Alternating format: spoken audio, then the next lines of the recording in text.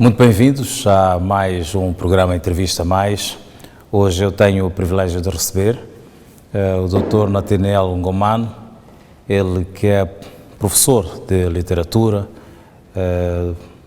doutorado na área, portanto, de estudos comparados da literatura de língua portuguesa pela Universidade de São Paulo, no Brasil. É atualmente o presidente do Fundo Bibliográfico de Língua Portuguesa. Na verdade, querendo explorar ou usar esta oportunidade, não vou entrevistar, mas vou conversar com ele. Muito bem-vindo, obrigado por ter acedido ao convite de estarmos aqui para esta hora de conversa e de troca de algumas opiniões. Eu começaria por lhe perguntar quem é, afinal de contas, Nathaniel Ngomane.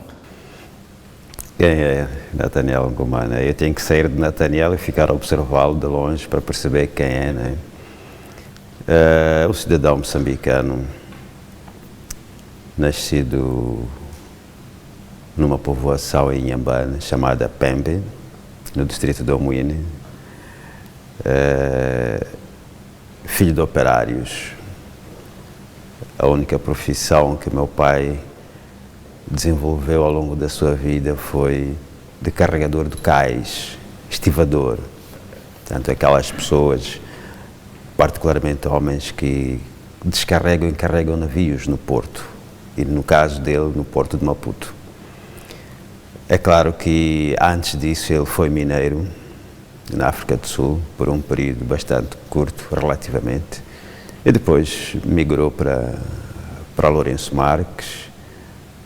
E ele, quando migra para Lourenço Marques com a minha mãe, eu tinha 9 meses de idade. Eu costumo dizer que sou mulato das origens.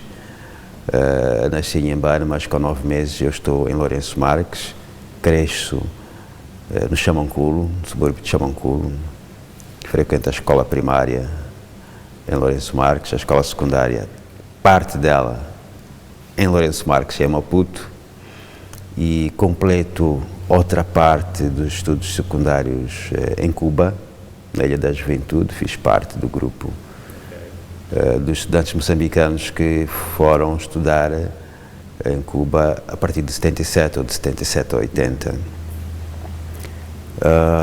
Voltado de Cuba, concluo a 11ª classe na Manhanga, finais dos anos 80, a altura que eu entro para a universidade e faço curso de Linguística. No final sou convidado para ficar lá para dar aulas e fiquei por lá até fazer o doutoramento, que foi defendido a 3 de janeiro de 2005. E voltei, estou na Universidade Eduardo Mondlane a dar aulas de literatura de diversas disciplinas. Neste momento estou a dar introdução aos estudos literários, mas já dei literatura comparada, que é a minha área de especialização, já dei literatura brasileira, metodologias de investigação, métodos de trabalho científico, enfim. Creio que estou preparado para trabalhar com qualquer área da literatura, desde que tenha as bases bibliográficas para isso. Este percurso de vida, o percurso académico, fez-lhe passar por momentos bons, mas também por momentos em que, se calhar, não tenha sido tão bons assim. Tem memória, portanto, desses momentos, de alguns desses momentos, quer na sua academia, quer no ensino primário, quer essa trajetória, portanto, do ensino primário, enfim, secundário por ele, alguma memória que tenha retido e que tenha sido muito forte para si, que esteja presente até hoje? Há várias. Ok. Há várias memórias fortes, independentemente de serem boas ou más. Eu estudei numa escola, na altura chamava-se Escola Primária João de Deus, agora parece que é a Escola Primária 24 de Julho ou algo parecido, que fica próximo do edifício da Assembleia da República. Uma das coisas que me marcou naquela escola foi o cinema. Nós tínhamos sessões de cinema, era um cinema mudo, preto e branco, tínhamos sessões de cinema aos sábados. E isso para nós era muito bom, era uma descoberta, mas também muito bom, porque quando voltássemos a casa era comum tentarmos, cada um na sua casa, tentarmos recontar aquele filme para os familiares, para os amigos. Por que isso para mim é bom? Por que me marcou? Porque ver cinema é uma forma de leitura, é uma forma de aprender a ler, e ver cinema é uma forma também de exercitar a mente para o processamento de uma informação. Quer dizer, uma criança vê um filme, quando tenta recontar o filme, não está a fazer outra coisa senão exercitar o cérebro no processamento de informação humana, passando essa informação para os outros. E como aquilo era habitual aos sábados, creio que terá influenciado de alguma forma que alguns de nós, eu entrei para pré, tinha 6 anos, portanto 7 na primeira, 8 na segunda, aos 9 anos, na terceira classe, nós passamos a frequentar a biblioteca móvel do Conselho Municipal, a Câmara Municipal da época, que era um carrinho que estacionava no Jardim das Berlengas na época, todas as quintas-feiras. E nós passámos a frequentar aquele carrinho. Todas as quintas nós íamos requisitar livros, na quinta seguinte devolvíamos e requisitávamos outros, e ainda éramos garotos de 9 anos. São momentos que me marcaram muito, sobretudo quando eu venho agora mergulhar na área da literatura, e mais recentemente através do fundo bibliográfico para a área do livro, da leitura, das bibliotecas. Eu olho para trás e eu digo que estes momentos marcaram para eu trilhar estes caminhos. Portanto, você sempre foi apaixonado pela leitura, pela literatura, já desde os tempos de menino? Sempre, e há 2 culpadas na família por isso. Okay. A primeira culpada é a minha mãe, a Dona Maria Rebeca, né, que eu amo de coração, né, que tenho mais saúde, que me leu o primeiro livro da minha vida. Eu não sei que idade é que eu tinha, eu não sabia ler na altura, não sabia escrever, portanto, foi muito antes de entrar na escola. E ela fazia questão de ler para mim um livro que se chama Pedro Nilangana Baena, ou seja, Pedro e seus amigos, que é um livrinho infanto-juvenil que foi publicado presumivelmente nos anos 50 pela Igreja Metodista Unida e que circulava entre as crianças e a juventude metodista. E a minha mãe leu-me esse livro. Foi o primeiro livro que eu tive conhecimento que existia. E ela leu-me esse livro. Mais tarde, eu próprio iria ler o mesmo livro. Bom, essa é a primeira pessoa culpada por essa situação. A outra pessoa culpada por essa situação é a minha avó materna. Minha avó materna, portanto, mãe da minha mãe, de quem eu herdei o nome do marido dela, meu avô Nathaniel. Meu avô faleceu há muitos anos, inícios, se não mesmo em 1950, portanto, muito antes de nós nascermos. E desde essa altura a minha avó, que ficou viúva, morava sozinha e dormia sozinha.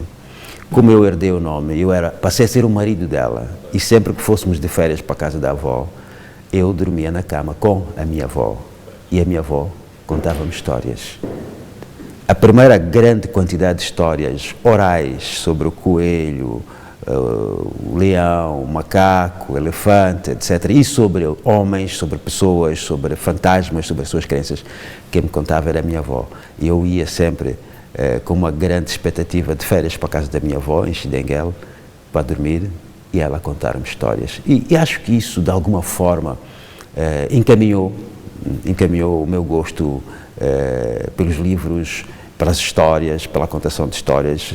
Cheguei a contar algumas histórias, tenho alguns escritos dispersos de contos, de crónicas, enfim, mas eu acho que tem a ver com este percurso. Ou seja, há todo um condicionamento humano que parte de dentro da família, que a família, querendo, pode preparar. É claro que também há desvios, mas na maior parte dos casos, acho que prestar atenção na criançada sobre a leitura, sobre o cinema, sobre os espetáculos, sobre contação de histórias, conversas sérias, acho que prepara a cabeça deles para trilharem melhor os seus próprios sonhos. Pois, percebo que a família teve um grande peso, uma grande influência na figura que é o Nathaniel Ngomano hoje.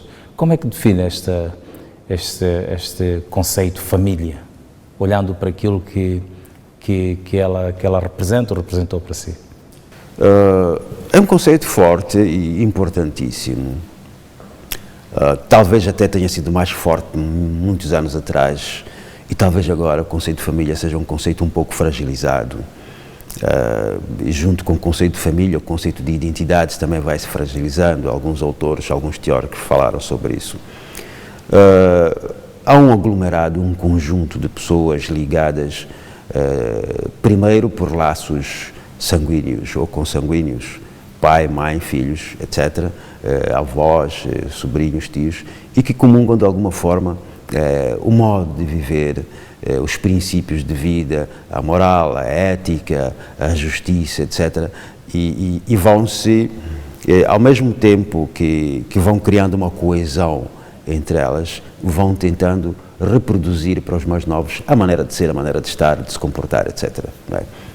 Não é por acaso que alguns pensadores, com os quais eu concordo, dizem que a escola ensina matemática, biologia, química, física e por aí fora. O respeito, a consideração, os valores éticos aprendem-se em casa, e esse é um dos grandes papéis da família, seja através da imitação, né? Aristóteles já se debruçou bastante sobre a natureza imitativa do ser humano. O ser humano, por natureza, é um imitador. Ora, quando nós temos crianças na família, a primeira coisa que elas aprendem através da imitação. Eu costumo dar exemplos tão simples como o facto de nós caminharmos sobre duas pernas, sobre dois pés. Se uma família passasse a vida a gatinhar, com certeza que os filhos iriam gatinhar. Mas como as famílias caminham de pé, as crianças, muito rapidamente, procuram por si sós, sem serem incentivadas, erguer-se sobre duas pernas. Num primeiro momento vão se apoiando num móvel, mas em algum momento elas, de forma espontânea, surpreendendo sobretudo os pais, quando são de tenra idade, começam a dar os seus passos. A gente fica assim, mas ele já está a caminhar. Mas aquilo lhe foi buzinado no ouvido, ele aprendeu vendo, quer dizer, os seus irmãos andam desta forma, vestem-se desta forma, comem isto. É sabido, por exemplo, que há sociedades que comem rã, que comem cobra, que comem carne de macaco, etc. Ora, nessas sociedades existe essa prática por imitação também. E na nossa, não existe esta prática porque não existe para ser imitado. Em contrapartida, se formos a pensar em chiguinha, cacana, etc., nós também passamos a comer por imitação. Portanto, a família tem este papel muito importante de moldar a personalidade dos seus mais jovens, que por sua vez vão procurando também apurar ou melhorar essa sua postura, essa sua personalidade. A família é um pouco isso. E se calhar por isso, quer dizer, a família é o lugar onde a gente sempre volta para receber o carinho, para receber o apoio necessário, para reformular o pensamento. É lá onde se decidem os grandes problemas, os grandes desafios, onde se fazem as grandes apostas de vida conjuntamente. Quando existe a família, quem tem família tem tudo, costuma-se dizer, né? E quando a família existe e tem força, então há condições ótimas para que haja um melhor desenvolvimento, seja do ponto de vista de conhecimento do mundo, seja do ponto de vista do relacionamento com outras pessoas. Família é isso, família é tudo. Eu tenho um grande orgulho de pertencer à família a qual pertenço, seja pela parte do meu pai, seja pela parte da minha mãe. E pela parte da minha mãe, ela e os irmãos sempre foram muito unidos, desde que nós éramos criancinhas, desde que éramos bebés, sempre foram muito unidos. E nós nós os filhos dessas senhoras e do senhor que faz parte dessa linha, acabamos herdando essa sua união. E sem precisarmos de apresentar os nossos filhos um ao outro, olha, este aqui é teu primo fulano, esta é tua prima, nós simplesmente quando nos encontramos em eventos sociais na família, os nossos filhos, os nossos sobrinhos estão ali. E de repente nós descobrimos que eles passam a fazer também os seus encontros entre eles. Portanto, aquilo saiu dos nossos avós, passou pelos nossos pais, nós passamos para os nossos filhos, que por sua vez estão a passar para os seus filhinhos, os nossos sobrinhos, netos. Então, isso é importante, a família é importante por causa disso. Pois, no seu percurso como académico, tem cruzado com vários jovens na academia, na faculdade, como docente, e por aí afora. Olhando também nesse sentido a paixão pela literatura que tem, qual a crítica que faz em relação, portanto, a esse desenvolver da paixão que os seus estudantes têm nos dias atuais? Olha, isso é um ponto muito crítico, né? É um ponto muito crítico que tem vários fatores que convergem para que seja um ponto altamente crítico. É comum ouvir dizer que hoje lê-se muito pouco, e eu concordo. Há algumas pessoas que dizem que não, que se lê um pouco mais, porque existe livro eletrónico. Eu acho que isso é uma ilusão. Eu acho que se lê bastante pouco. No meu tempo acho que líamos muito mais. E como eu disse, há vários fatores que concorrem para isso, que eu passarei depois a enumerar. Mas se lê pouco, significa que também o resultado em termos de paixão pela literatura, a paixão pela leitura, a paixão pelo livro é baixíssima. Um dos fatores é a baixa disponibilidade do livro. Seja no sentido em que há regiões que onde não temos livros, sobretudo nas províncias, quer dizer, de uma maneira geral, as nossas províncias, capitais provinciais, para não falar dos distritos, não tem livraria. Não tem livraria. Nós temos uma concentração de livrarias na cidade de Maputo, que ainda assim não são suficientes, mas nas províncias não há livrarias, nas províncias não há bibliotecas, quer dizer, nós podemos falar de uma e outra biblioteca. É verdade que o Fundo Bibliográfico procurou e instalou uma biblioteca em cada província, aquilo que nós chamamos de biblioteca pública provincial, mas só na capital. E nem todas estão devidamente apetrechadas. Nós podemos dar o exemplo da Biblioteca Pública de Inhambane, que foi a primeira que o Fundo Bibliográfico preocupou-se em remodelar, enfim, apetrechar. A Biblioteca Pública de Nampula, a Biblioteca Pública de Chimoio, então são bibliotecas provinciais, um pouco, né? Mas isso não é tudo, quer dizer, isso é muito pouco, né? Isso é muito pouco. A gente pode ter uma biblioteca na capital provincial, mas e os distritos? E os distritos onde existe a grande maioria da população? Portanto, não temos livros, logo há um baixo nível de leitura. Por outro lado, fatores ligados com a própria formação, né? Eu recebo estudantes, eu dou aulas neste momento ao primeiro ano da universidade, cursos de Linguística e Literatura. No primeiro dia de aulas eu pergunto, um por um, quais são os livros que você leu? A grande maioria, cerca de 80%, diz-me que leu o manual de português da 10ª ou da 11ª. Não é isso que a gente espera. Não é isso que a gente espera.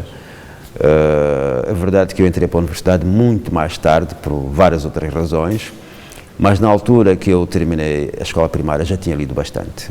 Já tinha lido a coleção dos 5, já tinha lido as 2000 Léguas Submarinas, já tinha lido a coleção dos 7, já tinha lido Michel Vaillant, já tinha lido Tintin, já tinha lido Mandrake, já tinha lido quase todas aquelas revistas chamadas de coboiada, como nós dizíamos, né, de faroeste. Já tínhamos lido isso tudo. E havia muito mais disponibilidade do livro também na época. Havia muitos pontos de troca de livros usados. Bastava termos 2, nós íamos à tabacaria, havia muitas tabacarias com o livro. Portanto, baixou a disponibilização do livro, mas também baixou a exigência da leitura. A grande parte das nossas escolas, temos cerca de 16 mil escolas primárias em Moçambique, um pouco mais, um pouco menos, a grande parte, digamos cerca de 90%, ou mesmo 95% ou 97%, não tem biblioteca. As famílias não têm meios, recursos suficientes para adquirir livros para os seus filhos. Portanto, isso tudo são fatores que vão implicando na ideia de que não se leia, ou que se leia muito menos. Depois, outro fator que eu considero importantíssimo, a língua portuguesa não é nossa. A língua portuguesa não é nossa, é uma língua adquirida. Portanto, ela passa a ser nossa com o tempo. Mas a grande maioria das pessoas que nascem em Moçambique tem como língua materna uma língua bantu.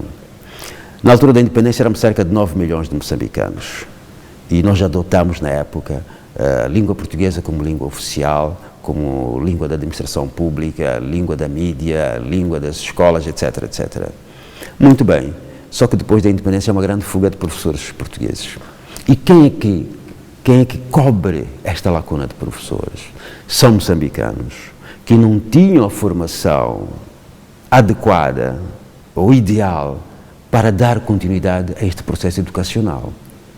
Devem estar lembrados, por exemplo, que muitos daqueles que foram para os magistérios, né, com a 9ª classe, com a 9ª classe tinha que dar aulas à 8ª classe. Quem tivesse a 10ª tinha que dar aulas à 9ª classe. Isso para falar da capital. Qual seria o espectro disso, por exemplo, em províncias muito populosas como Nampula e Zambésia? Quem é que efetivamente transmitia o conhecimento? De que forma é que transmitia o conhecimento? Qual era a base de conhecimento da língua para transmitir esse conhecimento? Ora, em 77 ou 78, se não me falha a memória, bom, em 75, 76 tínhamos cerca de 350 mil crianças nas escolas. 2 anos depois, 76 ou 77, este número tinha crescido para 3 milhões e 500 mil estudantes nas escolas. Cresceu o número de crianças nas escolas, mas não cresceu o número de professores, muito menos cresceu a qualidade de formação dos professores. E começa a haver aqui, portanto, um pequeno problema, uma fricção na forma como se transmite a língua portuguesa e como ela é adquirida. E há muito pouco tempo, os 9 milhões que éramos em 75 disparou. Portanto, cresceu a população estudantil, cresceu a rede escolar, mas não cresceu a quantidade de professores de forma proporcional. Logo, os professores, os responsáveis por passar o conhecimento, já passam a passar com algumas deficiências. E o crescimento da população também não é acompanhado pelo crescimento do material de estudo. Portanto, há cada vez menos livro porque há cada vez mais população a estudar. E isso cria, portanto, um problema muito grave. Hoje somos 30 milhões. E também sentimos e temos visto, através da mídia, a falta de professores. Portanto, falta de alguém para transmitir. Cresce a quantidade da população estudantil, mas não cresce a oferta de livro, não cresce a oferta de um professor de qualidade, etc. Então, baixa também a qualidade de leitura, a qualidade da interpretação, a qualidade do mergulho para as letras. E isto representa um perigo para o desenvolvimento do país. Para o desenvolvimento do país. Claro. É verdade que existem exceções, como sempre. Né? Existem exceções, existem ilhas de compreensão, de entrega, de conhecimento, de uma relação de pertença com o livro. Eu conheço crianças aos 4, 5 anos que leem perfeitamente, mas isso são casos excepcionais. Nós precisamos de dar uma maior atenção à disponibilização do livro e também às práticas de leitura. Se calhar por isso nós, como Fundo Bibliográfico, por exemplo, fazemos questão de organizar feiras de livro. Algumas muito boas, a Feira de Songo, por exemplo, a Feira de Livro de Songo, com patrocínio exclusivo da HCB, onde nós vendemos livros para a população a preços simbólicos, exatamente para permitir que a população possa adquirir o livro. O livro está muito caro, esse é um outro fator. Então, são poucas as pessoas que saem de casa para uma livraria para ir comprar 2, 3 livros. Há cada vez mais necessidade de se criar espaços, sobretudo espaços públicos, para incentivar o gosto pela leitura, para, enfim, convidar as pessoas a desenvolver esses hábitos de leitura. Aparentemente não se tem dado muita atenção a isso, mas é um ponto importantíssimo, porque a leitura, como disse no início, a leitura, e uma leitura regular, uma leitura diária, ela prepara a mente, ela exercita o cérebro no processamento da informação, exercita os neurónios,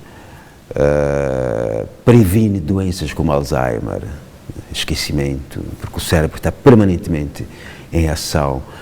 Repare que há exemplos que eu uso na sala de aula do tipo, eu vou dizer uma coisa e cada um vai imaginar na sua cabeça e vai produzir essa informação. Eu conheço uma menina de 14 anos que gosta de saltar a corda, que tem 2 laços verdes no cabelo e quando salta a corda sorri. Eu a dizer isso, quem ouve produz imagens rapidamente no seu cérebro de uma garota com aquela faixa etária, com aquele tipo de cabelo amarrado, e cada um pensa do seu jeito. Quando digo laços verdes, cada um pensa o seu verde, mas não restam dúvidas que todos estão a produzir informação no cérebro. E o cérebro precisa disso, é de produzir informação. Quer dizer, quando nós hoje pensamos que temos que construir uma estrada, não estamos a fazer outra coisa senão produzir informação. Precisamos de limpar a rua, não estamos a fazer outra coisa, estamos a produzir informação. Ora, um cérebro que não está habituado a produzir informação, dificilmente vai produzir respostas para as necessidades do dia a dia. Portanto, a leitura não é uma questão de hobby apenas, prazer, uma coisa chata, porque o professor mandou ler, preocupar. Não. A leitura exercita a capacidade de entrar em relação com o mundo e ser capaz de interagir com este mundo. É por isso que nós chamamos cultura a todas as formas que nos relacionam com o mundo. A medicina é uma cultura, porque nos relaciona com o lado patológico do mundo. A arquitetura é uma cultura, porque nos põe em relacionamento com o lado climático do ambiente.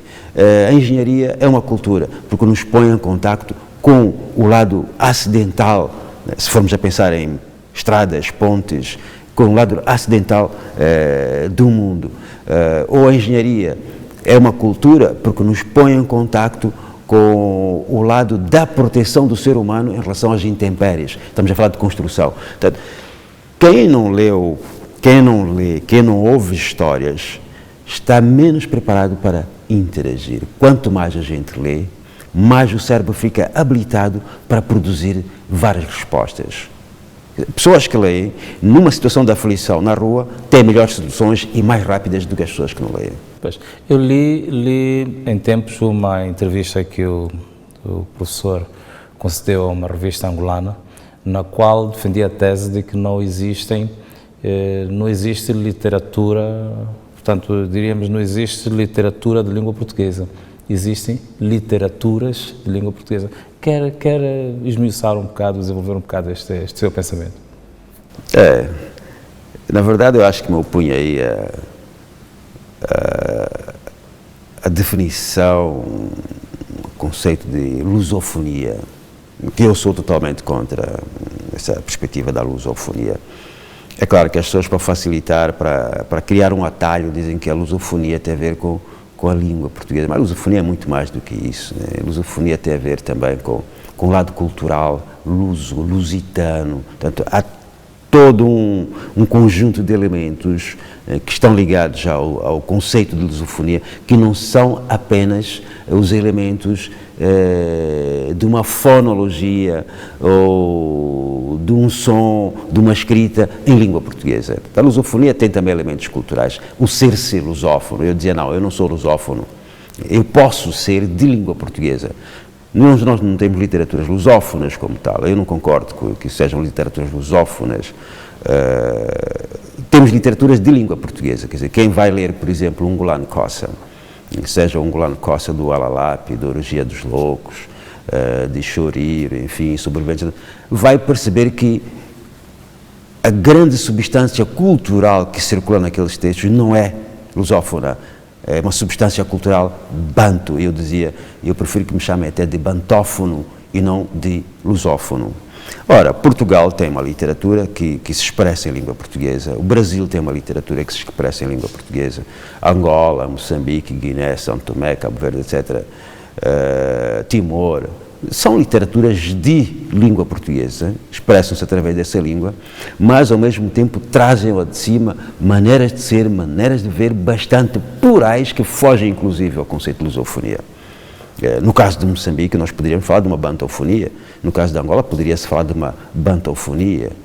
Se calhar no Brasil, fala-se de uma outra coisa e não necessariamente desta etiqueta da lusofonia.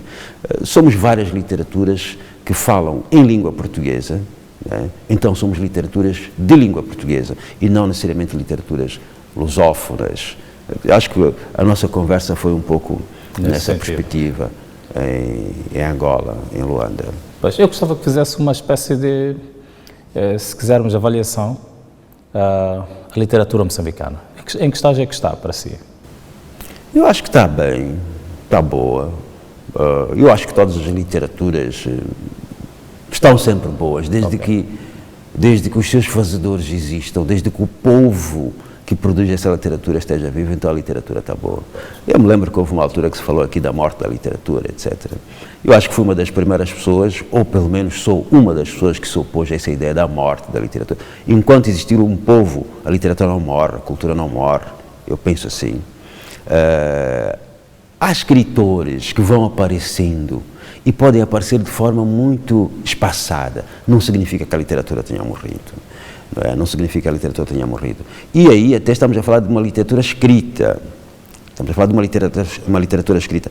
Podem faltar obras, podem aparecer poucas obras no mercado. Não significa que a literatura esteja morta. Ela existe. E não estamos a falar das literaturas orais, né? Porque cada grupo étnico em Moçambique tem a sua própria literatura. que foi sendo transmitida ao longo dos anos. Quer dizer, o Maconde tem a sua literatura, o Nhanja tem a sua literatura, o Iau tem a sua literatura e por aí fora. E todos esses grupos étnicos, no seu conjunto, apresentam uma literatura moçambicana variada, né? Que nunca morreu, nunca foi estampada em texto como tal, né? Passa a expressão, porque há alguns textos que até existem, referi aqui o Pedro e seus amigos, mas a grande maioria não existe registrado em livro, mas essa literatura nunca morreu, foi sendo passada de geração em geração e ela existe. Ultimamente tem aparecido até muitas vozes novas, e algumas delas muito boas, a produzir boa literatura. Eu posso citar aqui tranquilamente alguns nomes, como Lucílio Manjate, por exemplo, não é? Que inclusive já ganhou um prémio significativo no conjunto dos países de língua portuguesa, com um romance chamado Rabia. Está a ser publicado em Portugal, está a ser publicado no Brasil, eventualmente vai ser publicado noutros espaços, desde que se persiga isso. E quem fala de um Lucílio Manjate na prosa, na narrativa, pode falar de um Sangaro Cap na poesia, de um Bate Pedro na poesia, de uma Sônia Sultuana na poesia, de uma Irundina Joshua na poesia.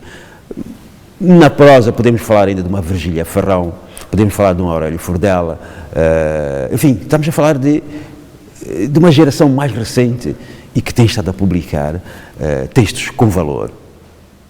E parecendo que não, apesar daquele déficit que eu referi em relação à língua portuguesa, etc., estão a aparecer escritores muito bons. E estes escritores, por sua vez, em algum momento eles beberam de escritores mais velhos. Não há dúvidas de que eles, neste momento, estão a dar de beber a escritores mais novos que vão aparecer mais lá para a frente. Portanto, eu estou muito tranquilo quanto a isso. E falo da literatura, como falaria também da música, do teatro, da dança. Estou muito tranquilo quanto a essas manifestações culturais. Eu acho que estão bem. Estão muito bem. Eu estou a ler agora o último livro do Carlos Paradona Rufino Roque, Chacacha qualquer coisa, né? Que é um romance que me dá um prazer enorme. Aquele romance podia ter sido escrito em qualquer lugar do mundo por qualquer outro escritor universal, né? É um romance de cerca de 260 páginas. Li há algum tempinho atrás O Mundo Grave, eu chamo ele de PPL, Pedro Pereira Lopes, que é um livro policial, é um romance policial, também substancial em termos de tamanho, que podia ter sido escrito em qualquer lugar do mundo por um escritor que segue esta linha de romance policial. Quer dizer, não só estamos a produzir bons livros, como estamos a produzir escritores de dimensão universal. Nós precisamos de trabalhar um pouco mais em termos de marketing, sermos mais agressivos na participação em eventos internacionais, colocar lá os nossos livros, participar em feiras internacionais. A grande feira de Frankfurt, por exemplo, seria bom se Moçambique participasse. A feira de livro de Joanesburgo, seria bom se a gente participasse. O que é que impede a participação, portanto, dos escritores nacionais? Enfim. Não sei o que é. Não sei o que é, mas com certeza um dos elementos são os recursos para se movimentar para esses lugares, a inscrição, viajar, hospedar. Esta exposição a nível internacional daria uma outra pujança, uma outra dimensão à nossa literatura? Sim. Os nossos escritores? Sim, porque nós temos que nos tornar conhecidos e fazer circular os nossos textos, né? Nós recebemos muitos livros de fora, nós importamos livros de fora, são os livros que enchem as nossas livrarias. Seria interessante que nós produzíssemos livros e pudéssemos também exportar. Bom, isso exige um trabalho enorme, exige um sistema, digamos assim, administrativo que olhe para isso, e parece que nós ainda não temos esse sistema administrativo. Que parcerias é que a gente estabelece com livreiros de outros países? Poderíamos receber alguns livros deles e nós mandarmos alguns livros e eles estarem dispostos a colocar os nossos livros lá. Precisamos fazer circular mais a conversa sobre os nossos autores, né? Países como o Brasil, por exemplo, já leem bastante autores moçambicanos, já discutem nas universidades autores moçambicanos, já se escrevem muitas teses sobre a literatura moçambicana, Paulina, Miyakoto, Ungulane, João Paulo Borges Coelho, Craveirinha, enfim. Mas não é só o Brasil, quer dizer, nós temos que dialogar com outros países. Portugal também já faz isso, mas não pode ser só Portugal e Brasil. Temos que dialogar com muitos outros países. Com a Finlândia, por exemplo, que sempre esteve aberta a trocas culturais, como Moçambique. Malangatana já fez exposição na Finlândia, João Cabral já foi tocar na Finlândia, e alguns outros grupos de teatro foram fazer exibições na Finlândia. Por que é que os nossos livros não podem ir para lá? Claro, há sempre outros fatores. Tradução, como é que nós traduzimos os nossos livros para lá? Há uma série de elementos. Mas que, pronto, temos que criar um grupo de pessoas, um grupo de instituições capaz de pegar nessas ideias e transformar isso em novas oportunidades de trabalho, em novas oportunidades de expansão da literatura, do conhecimento cultural de Moçambique. E quem fala de literatura fala de outras áreas, incluindo a área musical, que é uma das áreas com mais produtividade, se calhar com mais circulação. Mas não é tudo, não é tudo. Nós ouvimos em Moçambique, a cada 2 minutos ou a cada minuto, uma música angolana. Será que se ouve com a mesma frequência música moçambicana em Angola? Quer dizer, será que se ouve música moçambicana no Brasil? Portanto, há todo um trabalho na área cultural que deve ser feito. Não sei se nós ainda não estamos preparados para fazer isso ou simplesmente não estamos ainda a dar valor a isso. Eu desconfio muito que nós ainda não estamos a dar valor. Desconfio. Pois. Professor, muito recentemente lançou um projeto, está a desenvolver esse projeto com um grupo de jovens, que é a leitura ao ar livre, é o incentivo pelo gosto da leitura. E uma das coisas que salta à vista é que cada um traz uma obra, troca, portanto, com algum elemento do grupo, partilha, e fica-se numa tarde de leitura, no final de semana de leitura. Quer partilhar connosco como é que surge este desafio, porque na verdade é um desafio, de colocar os jovens a ler mais e, acima de tudo, aquele sentido da leitura, atrair mais jovens para a leitura, enfim. Eu gosto desse projeto. É um projeto novo. São daqueles projetos que não precisam de dinheiro para aparecer e serem desenvolvidos. Não precisa de dinheiro, não precisa de recursos financeiros. Em 2018, o Centro Cultural Brasil-Moçambique recebeu uma exposição da língua portuguesa. Essa exposição itinerante foi inventada, foi criada, foi pensada, produzida pelo Museu da Língua Portuguesa de São Paulo. O Museu da Língua Portuguesa de São Paulo, criado, se não me falha a memória, em 2004, algo assim, teve depois um acidente muito grave, um incêndio que deu cabo de todos os materiais, os que estavam expostos, mas a grande maioria dos materiais que estão armazenados em versões eletrónicas salvou-se. Ora, enquanto o Brasil trabalha para recuperar o Museu de São Paulo, os responsáveis acharam que podiam fazer uma exposição itinerante, inclusive porque uma das críticas ou uma das observações que se fazia ao museu é que o museu tinha mais informação da língua portuguesa do Brasil e de Portugal do que dos países africanos de língua portuguesa. Ora, então surgiu essa ideia por parte deles de fazer uma exposição itinerante na cidade da Praia, em Cabo Verde, em Luanda, Angola e em Maputo, para que, ao mesmo tempo que se fizesse esta exposição, o museu pudesse recolher informação sobre a língua portuguesa de Cabo Verde, de Angola e de Moçambique. E assim fizeram. A exposição passou por Cabo Verde e depois por Angola e por Moçambique, onde eu fui escolhido como curador. Ora, nós envolvemos nesta exposição aquilo que se chamam os mediadores da exposição. O que são mediadores? São aqueles que recebem o visitante e vão mostrando passo a passo cada objeto exposto e vão explicando o que é isso. Ora, esses mediadores nós fomos buscar exatamente na camada estudantil. Alguns estudantes meus, quem é que está interessado em servir de guia no Museu da Língua Portuguesa, na exposição da língua portuguesa? E apareceram uns tantos que se juntaram a nós, da UEM, mas também apareceram da UP, apareceram de algumas outras universidades, inclusive de escolas secundárias. E nós demos uma formação rápida a esses mediadores, o que é que estava exposto, como é que devia ser explicado, quais são as perguntas mais frequentes, quais são as respostas que eles deveriam dar, etc. E eu dei uma aula sobre a história da língua portuguesa em Moçambique, portanto, desde a chegada dos portugueses em 1498, ao atracar em Inhambane, até atualmente, qual foi o percurso da língua portuguesa? Como é que a língua portuguesa saiu de Inhambane, foi para a ilha de Moçambique? Como é que saiu da ilha e entrou no Vale de Zambeze? Como é que se estabeleceu em Sofala, na Zambeze, em Tete? Como é que se expandiu, etc, etc. E o que é a língua portuguesa hoje? Dei-lhes uma aula sobre isso. E eles gostaram muito, quer a formação que a Marina Toledo, do Museu da Língua Portuguesa, lhes deu, quer a conversa que eu fiz sobre a língua portuguesa em Moçambique, foi muito boa. E eles disseram que tinham aprendido bastante. E nós achamos que isso era interessante, quer dizer, eles saíram um pouco da rotina das aulas e aprenderam uma coisa nova que lhes chamasse a atenção e lhes criasse uma certa paixão. Quando a exposição terminou, eu achei que devia fazer um encontro com o grupo de estudantes que esteve ali para fazermos uma avaliação, um balanço. E nós fizemos, no dia 1 de novembro passado, fizemos um encontro, muito depois da exposição ter fechado, mas conseguimos nos reunir, 9 pessoas, e fizemos uma avaliação, o que eles tinham aprendido, o que tinham gostado e gostariam de fazer mais coisas, se pudéssemos fazer mais alguma coisa. E eu perguntei assim, que tal se a gente criasse um clube do livro? Ok. Ele ficou assim um silêncio. Disse, mas professor, o que é isso de um clube do livro?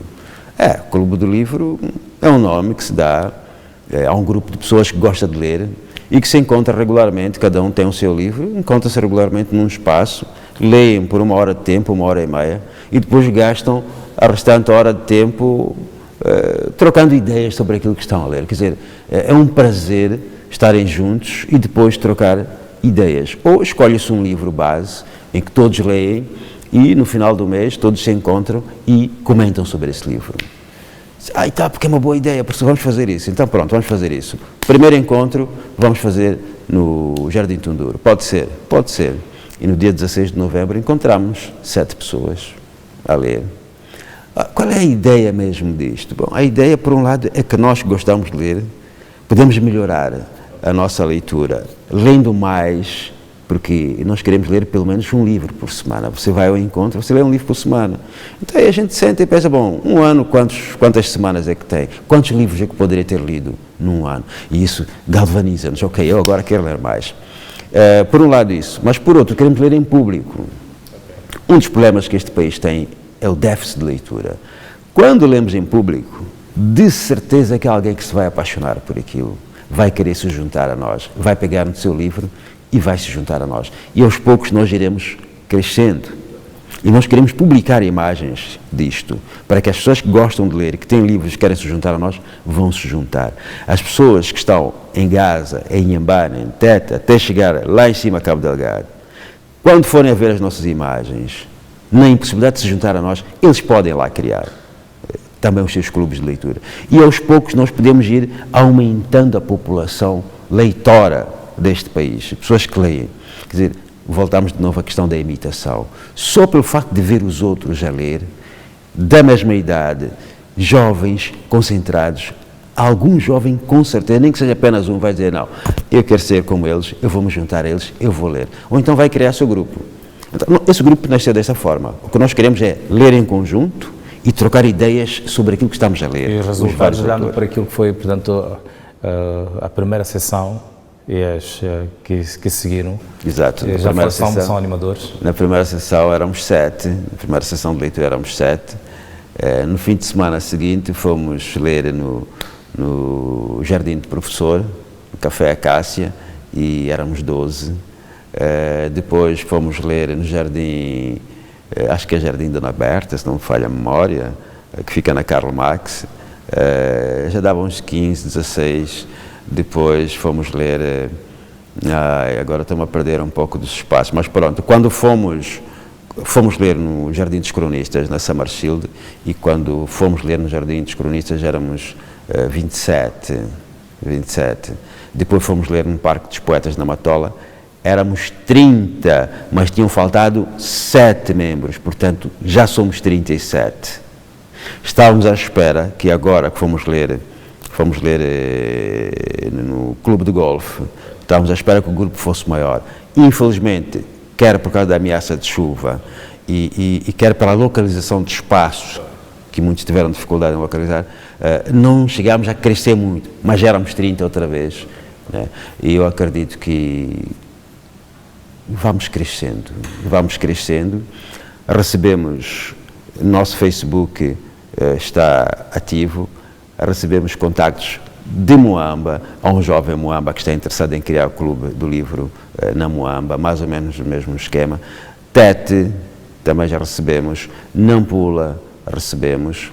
E há um que nós recebemos ainda esta semana, não consegui ainda perceber em que província que ele se encontra.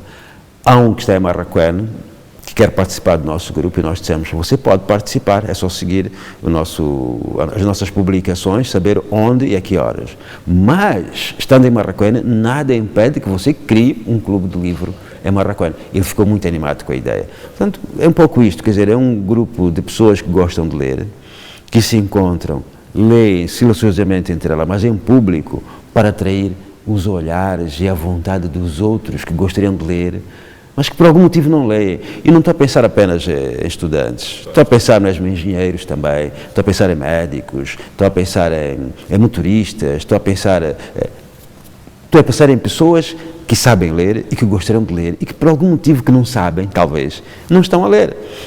E pronto, e nós queremos que haja cada vez mais gente lendo.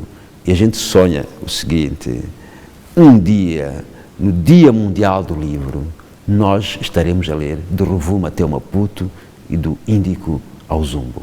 Isso seria ótimo, com uma cobertura da mídia. Então, em todos os distritos em Moçambique está-se a ler, nem que isso aconteça daqui a 50 anos. Mas é importante que a gente leia e faça deste hábito uma coisa rotineira. Isso vai fazer muito bem a nossa maneira de pensar o mundo, de pensar Moçambique. Vai fazer muito bem às nossas crianças que hão de nos ver a ler e vão querer ler por imitação. Quando entrarem para a escola, vão ter um desempenho muito melhor do que aquele que existe neste momento. Quer dizer, se um dos grandes problemas deste país é a qualidade do ensino, nós podemos contribuir para uma melhor qualidade do ensino através da prática da leitura, a começar pelos mais pequenininhos. Eles gostam de livros. Eles gostam de livros. Ao invés de nós comprarmos celulares e darmos às crianças, ao invés de pegarmos no nosso celular e deixarmos disponível com a criança, vamos fazer isso com livrinhos e com instrumentos musicais, que isso vai melhorar o desempenho. Eu costumo dizer assim: um músico que lê a pauta, ele tem um cérebro complexo. Tem que prestar atenção aos símbolos que estão na partitura, absorver esses símbolos na cabeça e traduzir esses símbolos através de posições, seja no saxofone, no trompete, na guitarra, no piano, no violino, sem olhar para lá, porque tem que estar a ler. Portanto, ele está a ler ao mesmo tempo, está a produzir posições e ao mesmo tempo está a produzir um som, e o ouvido dele tem que apurar se o som que está a ser produzido corresponde à posição dos dedos e aquilo que está a ler. Um cérebro que é capaz de fazer isso conjuntamente é um cérebro preparado para tirar boas notas, porque vai processar algo muito mais fácil relativamente à complexidade da música. Não é por acaso que os grandes filósofos disseram que há duas matérias básicas para se ensinar nas escolas. Uma é a educação física e a outra é a educação musical. Porquê? Porque contribui muito para o desenvolvimento do cérebro e para produzir melhores resultados. Nós devíamos investir nisso. Então vamos investir na leitura, pelo menos. A ideia é um pouco esta. Sem precisar de grandes... Cada um leva o seu livro. Cada um leva o seu livro. A gente não distribui. E esta é a parte mais interessante. Cada um leva o seu livro e... E ali troca-se livros. Troca-se livros. Eu fiquei a conhecer inúmeros títulos de livros que eu nunca imaginei que existissem. E que pronto, que os meus estudantes, os meus colegas do Clube de Livro vão trazendo. Eu comecei a ler alguns outros autores que eu não tinha o hábito de ler, por curiosidade. Vou lendo este, vou lendo aquele. Existe isso. Quer dizer, é ótimo. E neste momento estamos a trocar, inclusive, livros em versão eletrónica, que existem bastantes. Né? E entramos agora numa fase onde postamos um livro eletrónico para o nosso grupo, que temos um grupo no WhatsApp. Este é o livro do mês, é eletrónico. Então, cada um de nós vai lendo aquele livro, tem que ler aquele livro antes do encontro do mês. E no encontro do mês, vamos todos preparados para discutir sobre aquilo. Então, isso é interessante, quer dizer, é leitura, pronto, que nós queremos ler. Fora a leitura, quais as outras paixões que o professor tem? Música. Música. Okay. Tenho uma grande paixão pela música. É claro que tenho também uma grande paixão pelas artes plásticas. Eu, quando era mais novo, eu costumava dizer assim: eu quero ser cineasta. Se eu não for cineasta, quero ser pintor. Se eu não for pintor, quero ser músico. Infelizmente não foi nenhuma das três coisas, mas gosto das três coisas. Eu gosto das três coisas. A música em particular, sem querer falar muito, eu tenho uma boa coleção de música. Tenho uma boa coleção de música, seja em CDs, seja em, como é que se chama isto, em discos externos. Acho que eu tenho uns 4 ou 5 discos externos de 1 terabyte cada, aquilo está cheio de música. Música moçambicana, música sul-africana, zimbabuiana, angolana, música africana do modo geral, música árabe, música chinesa, música japonesa, música, enfim, a gente pensa num povo chamados aborígenes da África, da Austrália, por exemplo. Tem lá, enfim, música sueca, música dinamarquesa, enfim. Eu tenho uma grande paixão pela música. Se calhar por isso tenho ótimas relações com os nossos artistas da área musical. Aprendi a tocar guitarra muito cedo, tinha 13 anos ou 12, aprendi a tocar guitarra. Mais tarde tive uma grande paixão, tenho uma grande paixão por trompete e saxofone. Tive umas lições básicas de saxofone, fiz a parte teórica musical, depois tinha que ter o meu próprio instrumento para tocar, não tinha, e não tinha dinheiro para comprar, mas tive um professor que me ensinou o básico, a posição dos dedos, as notas, o sopro, que é a coisa mais difícil para um iniciante, consegui tirar som no saxofone, aprendi o básico. E como não tinha saxofone, a minha filha mais velha mostrou-me como se fazia isso no teclado, porque ela tinha um teclado. Então, aquelas lições que o professor de sax me dava, eu tentava praticar no teclado. Então, aprendi um pouquinho também de teclado. Não sei cantar, sei tocar flauta, tenho alguns instrumentos de percussão em casa. Costumo levar amigos que tocam para a minha casa com grande orgulho. Pessoas como o Jimmy Lud, por exemplo, o Filimone Meigos, como é que se chama, o baixista, o Childo, já se encontraram, o João Cabral, já se encontraram na minha casa para fazer música, conversar. Eu gosto muito de música, mas também gosto de cinema. Gosto de cinema. Agora que estou de férias posso ver 3 filmes num dia. E pronto, fazemos isso em família, eu, minha mulher, minhas filhas, meus filhos. A gente senta e vê um filme, segundo, terceiro, então vemos seriados. Né? Vimos o Pablo Escobar, por exemplo, o Narcos. Já vimos o Narcos México, enfim, gosto de ver filmes, discutir, tentar entender, tentar desmistificar aquilo, ver 2, 3 vezes o mesmo filme, para mim é naturalíssimo. E, obviamente, a pintura, né? A pintura eu gosto de ver e ter, né? Obras de arte, os grandes mestres, sei lá, acho que é algo prazeroso ter estas coisas de perto. Seja a pintura, a tela, seja a escultura, seja, como é que se chama isso? Escultura em madeira, escultura em metal, instalações, eu gosto de ver isso. Né? Cheguei a criar alguns problemas no seio da família, minha mulher, as minhas filhas passaram a proibir-me de ir às exposições porque eu gastava dinheiro, mas faz parte de mim, faz parte de mim, gosto de ver teatro. Gosto de ver teatro, faço questão, sempre que é possível, ir ao teatro. Gosto de ver bailados. Gosto de tudo que é arte, de uma maneira geral. Gosto de tudo que é arte. Pois, professor, eu tinha-me proposto conversar consigo apenas 1 hora, mas vejo que o nosso tempo de antena praticamente está esgotado. Então eu vou-lhe sugerir que nós marquemos a parte 2 desta nossa conversa, que poderá se estender também para que conversemos sobre o trabalho que tem estado a desenvolver no Fundo Bibliográfico de Língua Portuguesa e por aí além. Mas não lhe vou deixar sair do programa hoje sem que antes deixe ficar uma mensagem especial para essa juventude que muito precisa de ler e, acima de tudo, precisa de um incentivo para a leitura, sobretudo vindo de figuras como o professor. Bom, a leitura é uma atividade importantíssima e que nós devemos cultivá-la. Eu gosto muito de ler para os meus estudantes de primeiro ano a entrevista de uma senhora chamada Rita Levi Montalcini. A Rita Levi Montalcini é uma médica neuro qualquer coisa, já não me lembro exatamente do nome agora, ganhou o Nobel de Medicina quando tinha por aí os seus 80 e tal anos, não me lembro exatamente neste momento. E quando ela completou 100 anos, foram-lhe entrevistar e perguntaram como é que ela se sentia. Ela disse, como é que ela se sentia com 100 anos? Ela disse, sentia-se como se tivesse 20 anos. E pediram para que ela explicasse isso. E ela disse, é muito simples. É uma questão de colocar os neurónios permanentemente em exercício para se sentir jovem. Envelhece o corpo, há mais rugas, mas o cérebro não vai envelhecer. Nós temos milhões e milhões de neurónios na cabeça que morrem por dia. Mas com o exercício da leitura, esses neurónios voltam a reconectar-se e a preparar-se para continuar a dar as mesmas respostas que estavam. Por isso é que é muito importante a leitura para prevenir o Alzheimer, por exemplo. Quem muito lê tem poucas possibilidades de se esquecer muito e de ir definhando. E há estruturas que definham por desuso.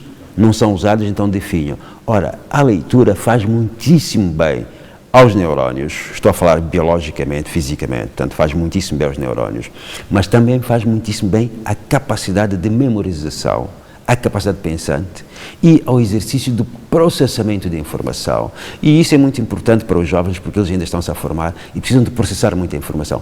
A matemática é difícil, sim, é difícil, mas é difícil para quem não lê.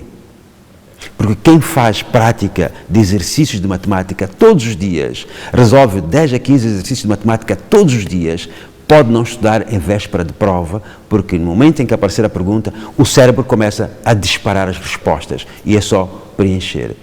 Um estudante que lê todos os dias a matéria que é dada pelo professor, não precisa de estudar na véspera de prova, porque basta ver o enunciado e ver as perguntas, o cérebro começa a disparar as respostas porque está habituado. Uma melhor forma de melhorar a nossa capacidade como estudantes e como jovens, mesmo para escrever, para produzir relatórios, etc., etc., é ler bastante. E eu recomendo que se leia muito. Alguém fazia contas, e o jovem pode fazer contas também. Ler apenas 25 páginas por dia, quanto dá no final de 365 dias? Quantos livros é que a pessoa terá lido? Só 25 páginas por dia. Não é difícil. Nem que sejam apenas 5 páginas por dia. Quantas páginas é que essa pessoa terá lido no final de um ano? A minha aposta, pessoal, é ler 100 páginas dia. E tenho conseguido. A gente inventa espaço para isso. Nem que tenha que dormir. Você programa-se para dormir às 22, mas você está perdido no livro. E você vai dormir às 2 da manhã. Isso não vai impedir que você acorde e faça os seus trabalhos. Então, seria interessante pensar, bom, ler 100 páginas por dia, quantas páginas terei lido no final de um ano? Quantos livros? E em que estado é que estará o meu cérebro e os meus neurónios? Muitíssimo obrigado, professor. Foi bom tê-lo aqui. Eu é que agradeço o convite e a oportunidade de conversa boa. Muito boa, muito boa.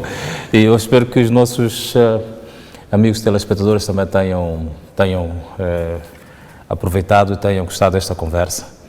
Fica aqui a promessa da parte 2 da conversa com o professor Nathaniel Ngomano para falarmos sobre outros aspectos deste nosso Moçambique, mas acima de tudo do trabalho que tem estado a ser desenvolvido no Fundo Bibliográfico da Língua Portuguesa. Até lá, eu desejo a continuação de um dia tranquilo, uma noite tranquila e fique muito bem.